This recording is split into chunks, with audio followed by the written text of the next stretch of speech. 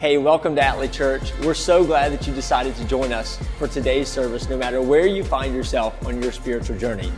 Just to let you know a little bit about Atlee, Atlee is a safe place for those who've given up on church or never went. And our mission is simple: to reach seekers and equip believers to love God, love themselves, love others, and serve the world. Now, if you want more information about who we are as a church or ways for you to get connected, make sure to check out our website at atleechurch.org, or you can also visit us on social media or download our app. And we hope today that you find the service helpful and also encouraging no matter where you are in life right now. So let's get started with today's service.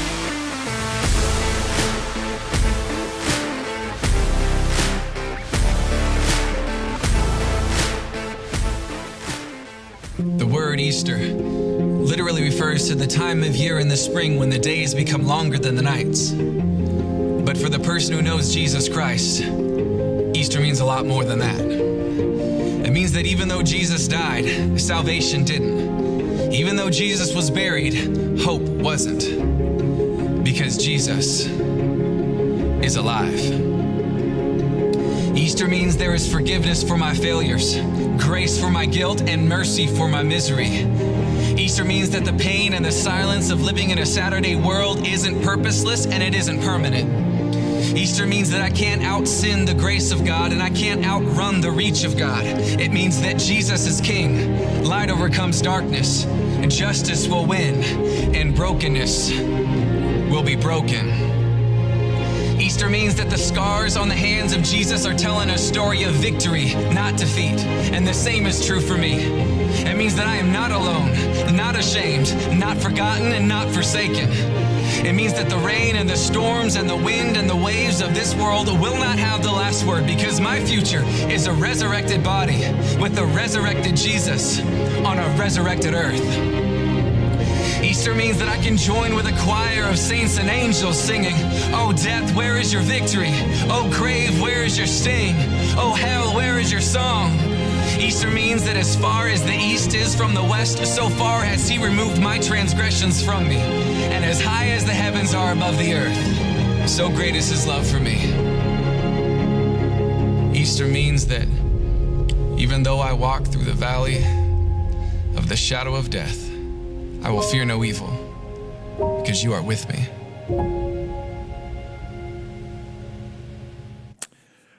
So have you ever been asked a question that just kind of made you stop and think? Now, I don't mean, you've been asked a question that you've never been asked before, but you get asked a question that just kind of makes you just kind of, not just because you hadn't thought about the question, but you hadn't thought about the implications of the question.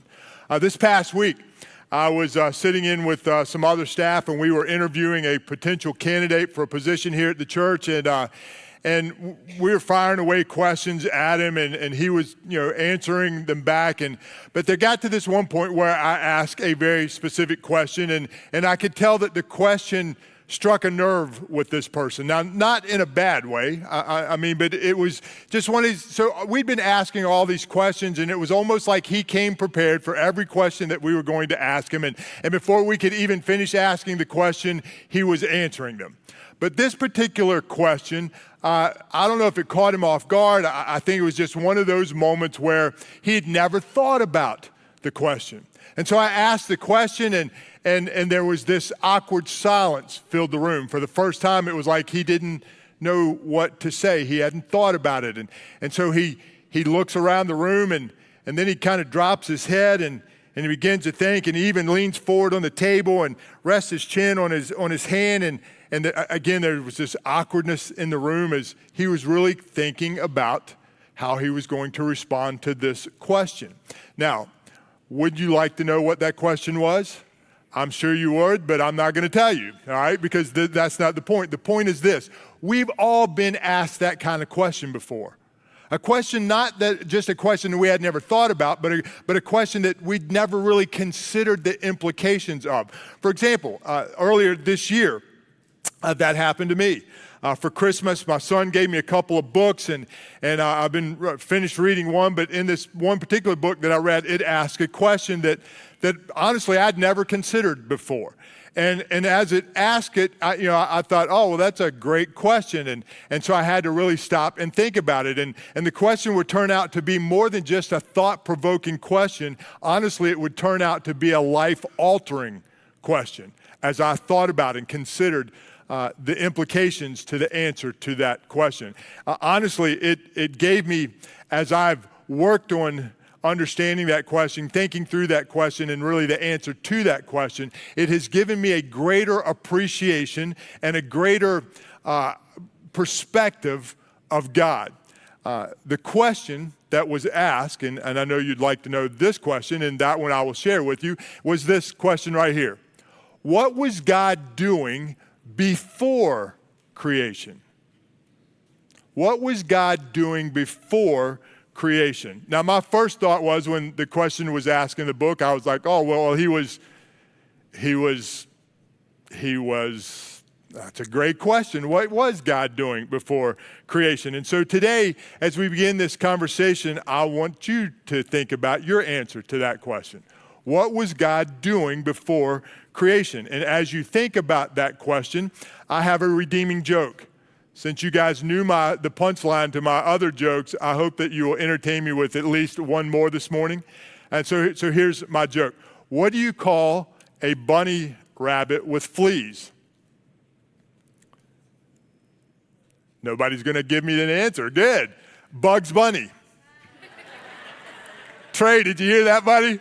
Yeah, there we go. All right. So all of you over 50 got that joke. The rest of you like, who's Bugs Bunny? Anyway, so I appreciate you laughing at that.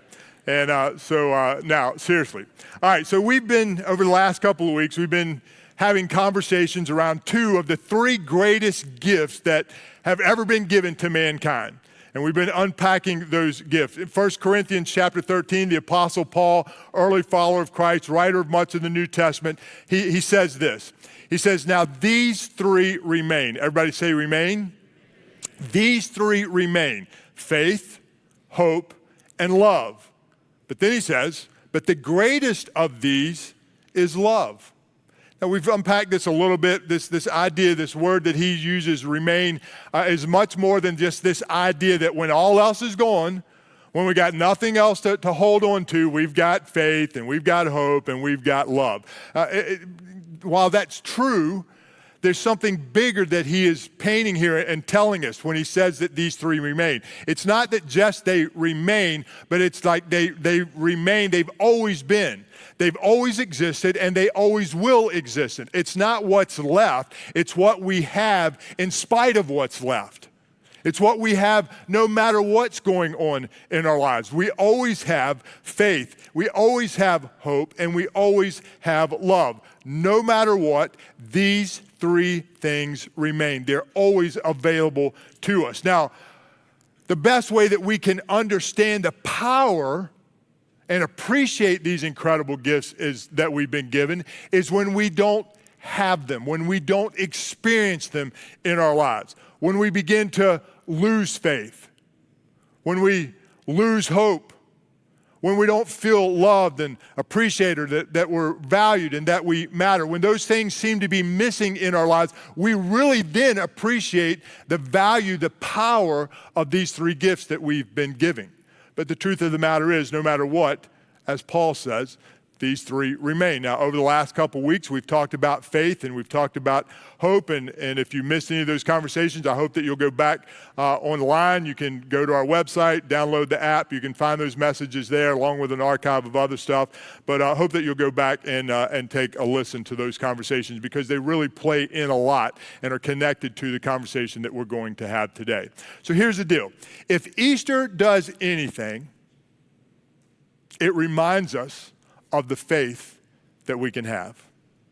If Easter does anything, it reminds us of the hope that we've been given to face any and all of life's challenges. If Easter does anything, it reminds us of our personal worth and value, that we matter so much that somebody would be willing to lay down their life for ours. Easter reminds us of those things. And so today, I want to focus on what Paul said is the greatest of those great three, and that being love. So I'm going to ask you to participate in a little exercise with me, and for some of you this might be odd, but I hope that you'll play along. I'm going to ask you to turn to each other, and I want you to say something. And the first thing that I want you to do is turn to somebody next to you and look at them and say, "I love you."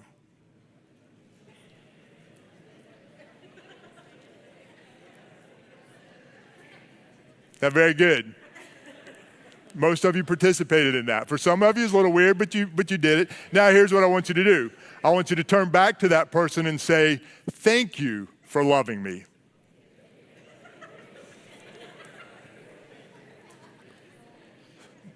Two guys just looked at each other, don't know each other, and they're like, "Hey, dude, I don't know what this is all about. I'm ready to go if you're ready to go." But thanks. Just hang in there with me for just a moment.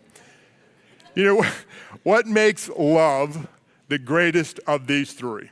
Now, I think there are many reasons, but maybe most important and obvious would be that without love, there wouldn't be the other two. Without love, there wouldn't be faith.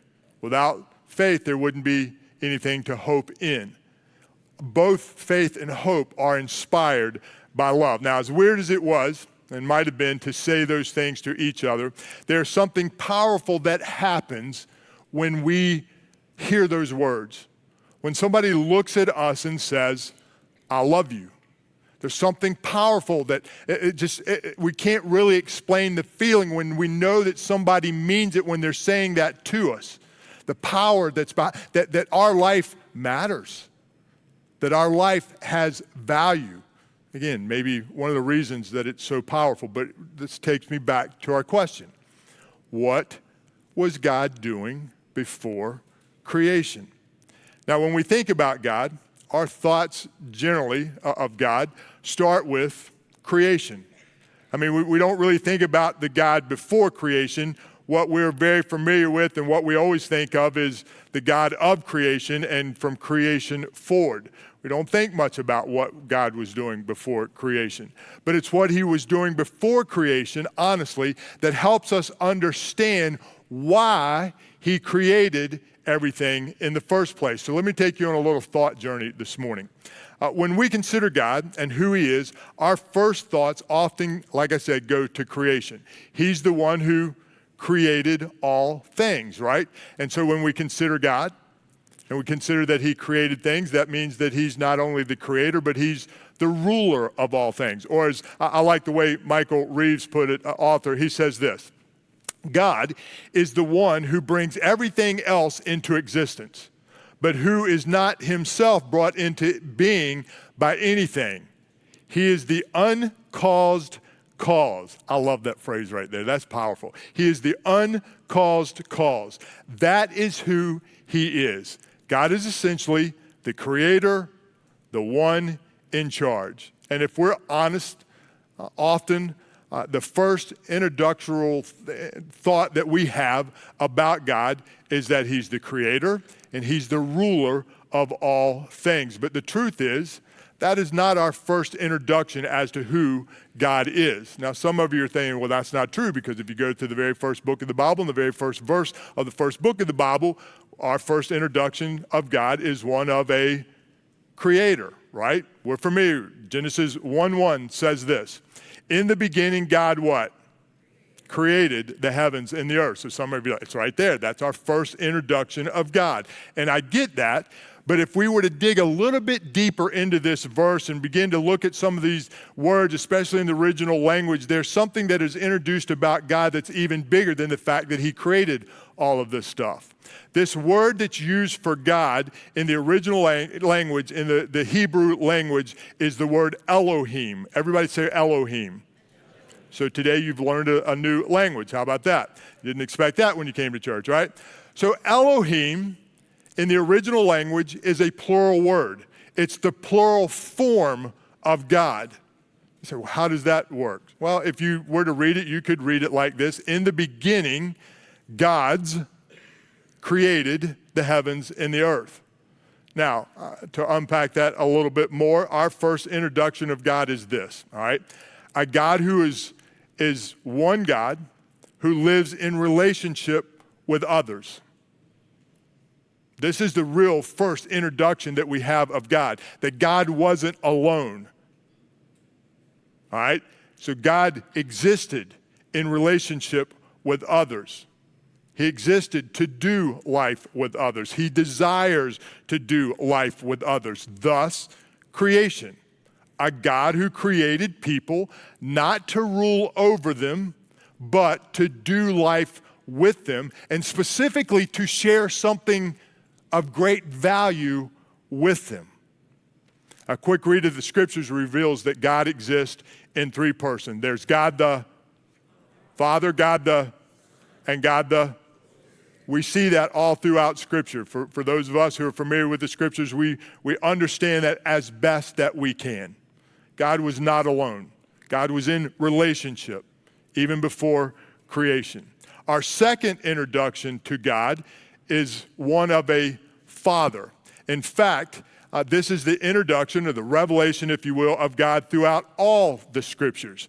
More than anything else, he is constantly introduced to us as a father. Throughout the Old Testament, we hear of a father who looks after his children, a father who desires good things for his children, a father who delivers his children out of trouble, a father who walks with his children through the toughest of times. Even the prophets, when they spoke on God's behalf, would often say, "The Lord God our Father."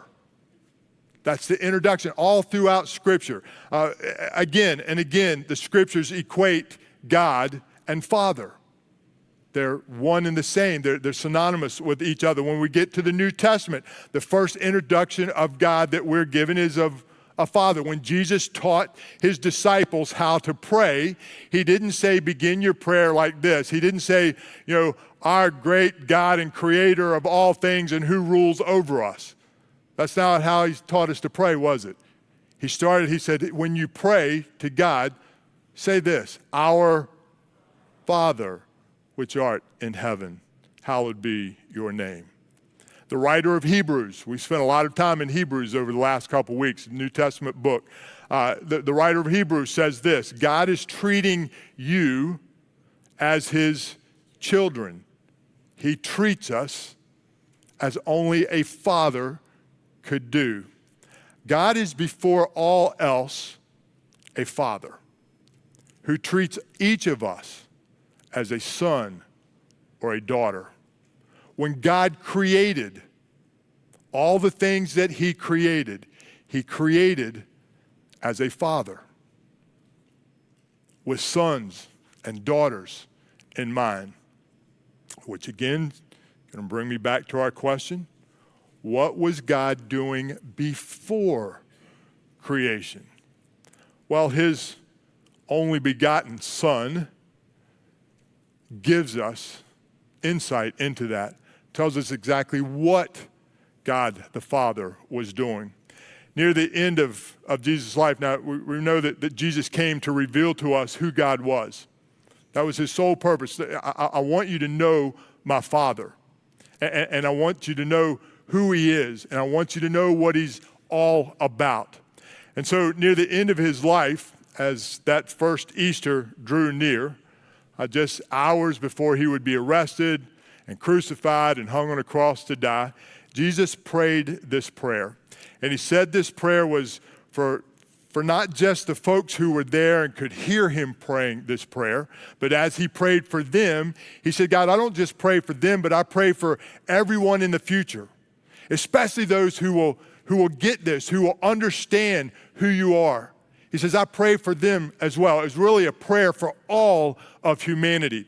If you haven't read this prayer, I would encourage you, John chapter 17, go back and read that. I'm just going to show you a very small part of that prayer today. I want you to listen to how Jesus describes God. John 17, verse 24, he starts off and he says, Father, I want those that you have given to me to be with me where I'm at and to see my glory, the glory that you have given me because you loved me when?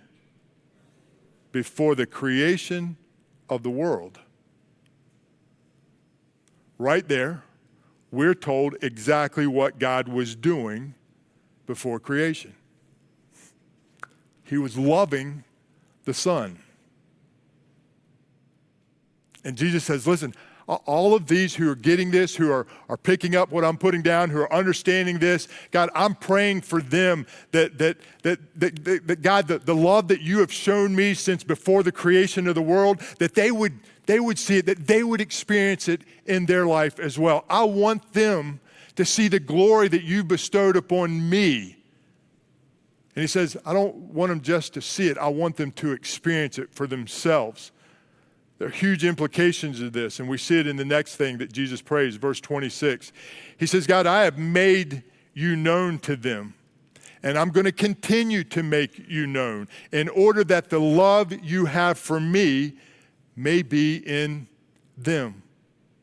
Jesus said, the reason that I'm praying this, the reason that I came, and the reason that I'm going to keep doing what I'm doing, and the reason I want everybody to know about you is because I want them to know that the love that you have for me, the love that you've had for me since before you even created all of this, is available to each and every one of them. Out of his experience with his Father's love, he couldn't help but pass that on to others. Now, where am I going with all this? Well, one other revelation, introduction that we have of God from the scriptures is found in a very short statement that another follower of Christ said. John was an earlier follower of Christ, one of the original 12. He's author of at least 5 books of our New Testament. John makes this declaration about God. It's very short, but it's very revealing. And it's very powerful. Here's what he says in 1 John 4:16. Very simple. God is love. Listen to what he's saying. He's not saying this is what God does. He's saying this is who God is. God is love. And maybe this is why Paul, when he said and talked about the 3 greatest things, and the greatest of these 3 great things is love, maybe that's why. If you've never read this, and many of you, if you haven't read it, you've heard it. If you've been to a wedding, you've probably heard it. Probably, I don't know, 8 out of every 10 weddings that I do, once this passage in 1 Corinthians 13 read, where it describes love.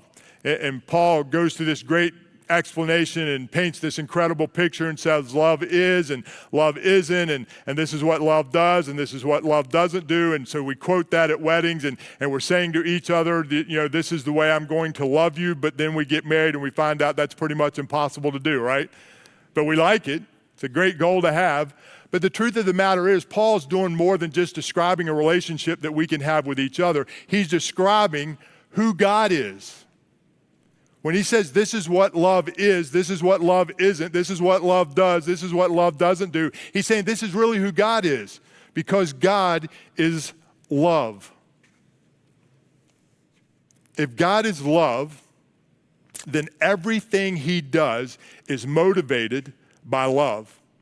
And everything he does is an act of love. Think about that. If God is love, then everything that he does is motivated by love. If he is love, then everything that he does is an act of love. When he created out of love. When he sent his son, he sent him out of love.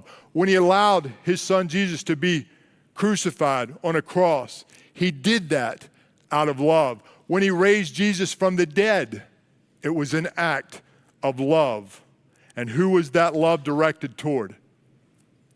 Every act of love was done for you and for me. Every act of love was done with you and me in mind. Maybe the most famous verse in all the Bible speaks of this incredible faith, hope, and love. Maybe most importantly, love. Again, love being the greatest of these greats. It's a verse that all of us are very familiar with. Most of us can quote it. Most of us know the reference to it because we often see it at signs on sporting events and all these things, but it's John 3:16. John writing, this John who says that God is love, writes this and says, For God so loved the world. Everything that God does is an act of love. For God so loved the world that he gave. You see, that's what love does. Love gives. That's why Jesus did what he did. That's why he gave his life a ransom for your life and my life, because that's what love does. All his life, he had been the recipient of God's love, the Father's love. He couldn't help but pass that same love on so that we could experience. For God so loved the world. We look at this verse and we think, I don't know, at least I do, maybe I'm the only one, but I remember hearing this verse and for God so loved the world, and immediately I think of the globe. And it's not very personal, but this is meant to be very personal. And you'll see this as we go through this. For God so loved the world that he gave his one and only Son, that whoever, that word whoever, just takes it from being this global event, this global picture in our minds, to every individual that has ever walked the face of this earth or will walk the face of this earth. For God so loved you and me that he gave his only Son, that whosoever believes in him shall not perish but have eternal life. God the Father can't help but love, because that is who he is. Because that is who he is, that is what he does. That's what he was doing before creation. That's what he was doing at creation. That's what he's been doing since creation. And that's what he will continue to do into all eternity, is love. Because that is who God is. Love has always been and always will be the motivating factor behind all that God does. So I said this verse is a perfect picture of faith, hope, and love. For God so loved, therefore he gave. And he's been giving since the creation of the world. That whosoever believes, see, this is where faith comes in. God so loved that he gave, and if we will place our faith and trust in him, we can have faith and we're all invited into this act of faith, this act of love. And by believing, we receive, and this is where faith or hope comes into play. Not this wishful thinking, I hope that things work out better, but this hopeful assurance. We have hope because we know what motivates God. We have faith because we know that everything God does is an act of love with you and me in mind. We have faith and hope that we've been forgiven because that's why God did what he did to begin with. That's why he sent his Son. But without love, there would be nothing to have faith in. Without faith, there would be nothing for us to hope for. And again, I think that's what makes love the greatest of these three great gifts that we've been given. So this morning, as we think about what God was doing before creation, he was loving the Son. And the thing that he was doing before creation is the reason that he created. And the thing that motivated him to create you and me is the very thing that he's been doing since he created us. And it's the very thing that he will continue to do on into eternity. So I want to ask you another question. And I'll be honest with you, I'm hoping that this will be a stop you in your tracks kind of question. I hope as you'll take a moment and really think about it. Maybe you've never thought about it before, or maybe you have, I don't know. But if you haven't, I hope that you will, and not just think about the question, but I want you to really think about the implications of this question. And the question is this: what do you think is always on God's mind? What do you think is always on God's mind? Well, thanks so much again for stopping by. If you have any questions or would like to get connected here at Atlee Church, we would love to help or serve you any way that we can. And if God is doing something awesome in your life, we'd love to hear about it. You can email us directly at stories@atleechurch.org. And if you would like to support the ministries here at Atlee financially, you can go to our website and click the top tab, Give, and that helps us continue to get these messages out there and make a difference in the lives of so many. Well, thanks for tuning in, and we hope to see you again next week.